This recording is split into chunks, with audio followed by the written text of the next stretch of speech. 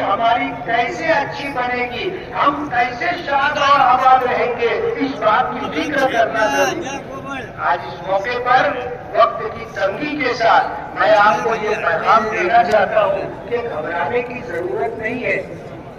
घबराता वो है, मायूस वो होता है जिसका अल्लाह पर और उसके रसूल पर ईमान ना हो।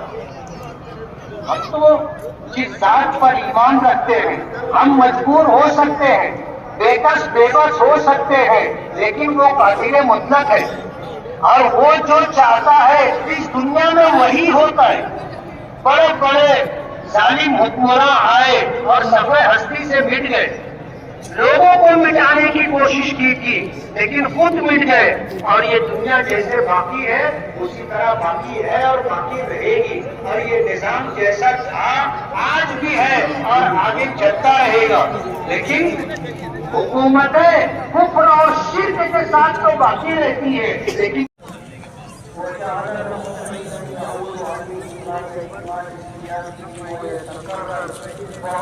बहुत पब्लिक है रे।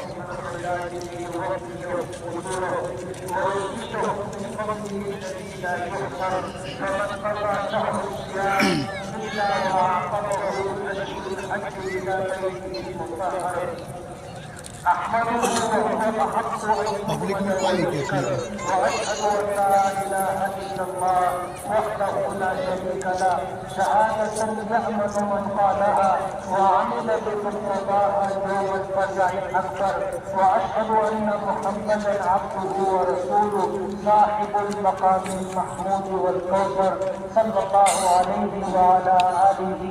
وأصحابه وسلم تسليما كثيرا كثيرا إلى يوم البعث والمحشر. أما بعد، فيا أيها الناس اتقوا الله تعالى واشكروه على ما من به عليكم من إكمال شهر الصيام، واسألوه أن يتقبل منكم ما قدمتموه من الصيام والقيام، وأن يغفر لكم ما حصل منكم فيه من تقصير أو إجرام.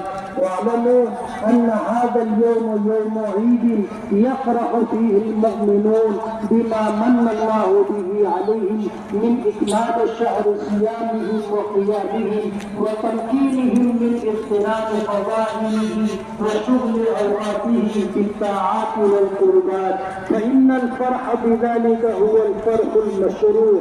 وأما الفرح بنيل الشهوات الفانية والحصول على المطامع العاجلة وهو فرح مذموم غير مشروع.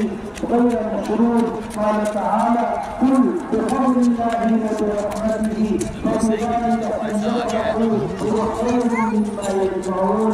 فهذا اليوم يوم شكر وذكر وعقل وشرب وفكر يحرم صومه لما في صومه من الإعراض عن سياسة الله عز وجل ومخالفة تعالى. جواد كريم ملك بر رؤوف رحيم. कि हमारे लिए पांचों उंगलियां बराबर है। मुल्कों की आजादी के बाद से जो हुकूमतें रही, जिस पार्टी की भी रही, उन्होंने हमारे साथ क्या किया हमको मालूम है। हम आज राजधर्म सभी को निभाना चाहिए।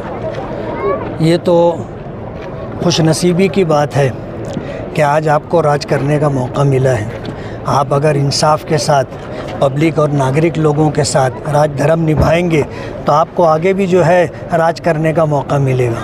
और अगर राजधर्म नहीं निभाएंगे तो जाहिर बात है आप अपनी मर्ज़ी से जब तक चाहें चेयर पर रहें, ऐसा नहीं है। चेयर पर तो क्या है, लोग बिठाते भी हैं, लोग उतारते भी हैं। आज पूरा जो भाषण था आपका SIT के ऊपर था। SIT का तो हमने इस्तेकबाल किया है और हमारा ऐसा मानना है कि अगर उनको लगता है कि मालेगांव में कोई बांग्लादेशी है और मालेगांव में रोहिंग्याई है तो हम उनके सपोर्ट में हैं, आप उनको तलाश करो। लेकिन हमारा ये बोलना है कि मालेगांव जैसा शहर आज देश के बीच में अगर रोहिंग्याई या बांग्लादेशी आए तो बॉर्डर क्रॉस करके आए। बॉर्डर की सिक्योरिटी की जिम्मेदारी केंद्र सरकार की है। वहाँ से वो बांग्लादेश आए, बांग्लादेश से बंगाल आए होंगे, बंगाल से बिहार आए होंगे, बिहार से यूपी आए होंगे, यूपी से MP आए होंगे, उसके बाद महाराष्ट्र में आएंगे। तो ये इतना लंबा रास्ता उन्होंने कैसे तय कर लिया? आप सो रहे थे क्या? मुफ्ती साहब, आपने एजुकेशन के बारे में जो कहा कि जो भ्रष्टाचार है उस पर इंक्वायरी होना चाहिए, तो उसके बारे में क्या बोलेंगे? नहीं, तालीम को आज लोगों ने कारोबार बना लिया है और एक चलता जुमला है तालीम माफिया।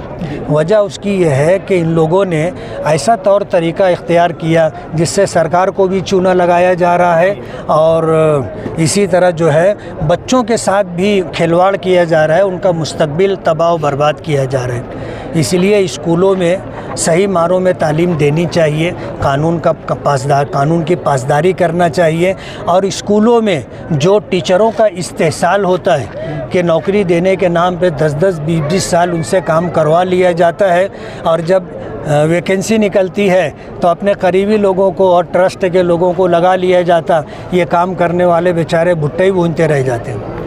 आज के दिन आप क्या मैसेज देंगे पूरे? आज तो मैंने 2 पैगाम दिया है। एक पैगाम तो ये दिया है सरकार को कि सरकार राजधर्म निभाए। हम मुल्क के वफ़ादार हैं और मुल्क के बराबर के हकदार हैं। हमें राजधर्म निभाते हुए हमें हमारा हक मिलना चाहिए। एक बात हमने दूसरा पैगाम पब्लिक को दिया है, वो पैगाम ये है कि देश में रहते हुए आप कोई गैर कानूनी काम ना करें।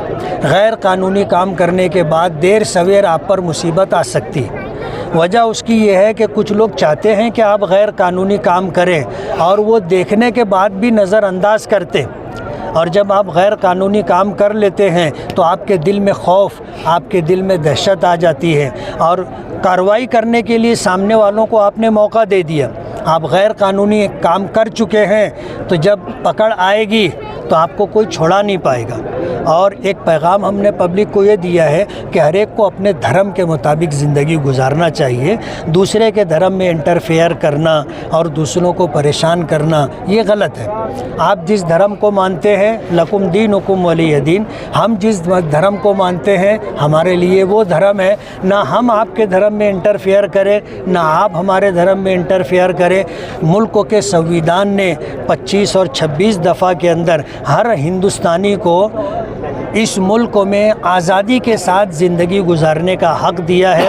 वो अपने मज़हब पर अमल करे, अपने मज़हब की तालीम हासिल करे, अपने मज़हब का प्रचार करे।